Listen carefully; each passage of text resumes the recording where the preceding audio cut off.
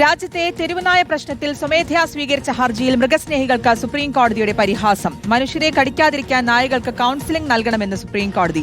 ഇനി അതുമാത്രമേ ബാക്കിയുള്ളൂ. നായ്ക്കൾ രാവിലെ ഏത് മാനസികാവസ്ഥയിലാണ് എന്ന് എങ്ങനെ അറിയാനാകുമെന്നും കോടതി ചോദിച്ചു. ശ്യാം ദേവരാജ് ഉണ്ട് വിശദാംശങ്ങൾ നൽകാൻ.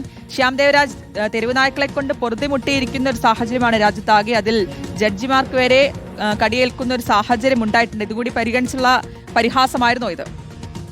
സ്വമേധയാ സ്വീകരിച്ച ഹർജി പരിഗണിക്കുമ്പോഴാണ് സുപ്രീം കോടതി ഈ രീതിയിൽ മൃഗസ്നേഹികളെ പരിഹസിക്കുന്നത്.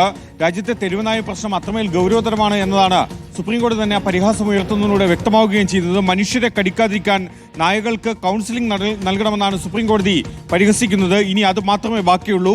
നായ്ക്കൾ രാവിലെ ഏത് മാനസികാവസ്ഥയിലാണെന്ന് എങ്ങനെ അറിയാനാകുമെന്നും മൃഗസ്നേഹികളോട് സുപ്രീം കോടതി ചോദിക്കുന്നു. നിങ്ങൾക്ക് ഇക്കാര്യം തിരിച്ചറിയുമോ? അതായത് ഈ നായ്ക്കളുടെ മാനസികാവസ്ഥ എന്ത് എന്ന് നിങ്ങൾക്ക് തിരിച്ചറിയുമോ എന്ന കാര്യവും കൂടി മൃഗസ്നേഹികളുടെ അഭിഭാഷകനോട് സുപ്രീം കോടതി ചോദിക്കുകയും ചെയ്തിട്ടുണ്ട്. തെരുവുനായ്ക്കൾ മനുഷ്യന് കടുത്ത ഭീഷണിയാണ് ഉയർത്തുന്നത്. തെരുവുനായ ആക്രമണത്തിൽ മനുഷ്യർ മരിക്കുന്നു. ഭരണകൂടം ചട്ടങ്ങൾ നടപ്പാക്കുന്നതിൽ പരാജയപ്പെടുന്നു എന്നുമാണ് സുപ്രീം കോടതി ഇന്ന് ഉയർത്തിയ വിമർശനം.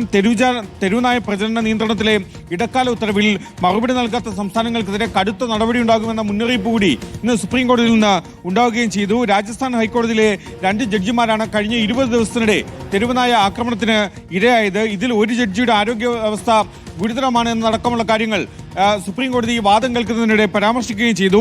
എല്ലാ തെരുവുനായ്ക്കളെയും പിടികൂടുന്ന നല്ല പരിഹാരമെന്നായിരുന്നു മൃഗസ്നേഹികളുടെ അഭിഭാഷകന്റെ വാദം. ABC ചട്ടങ്ങൾക്ക് വിരുദ്ധമാണ് മൃഗസംരക്ഷണ ബോർഡ് തയ്യാറാക്കിയ നടപടിക്രമം.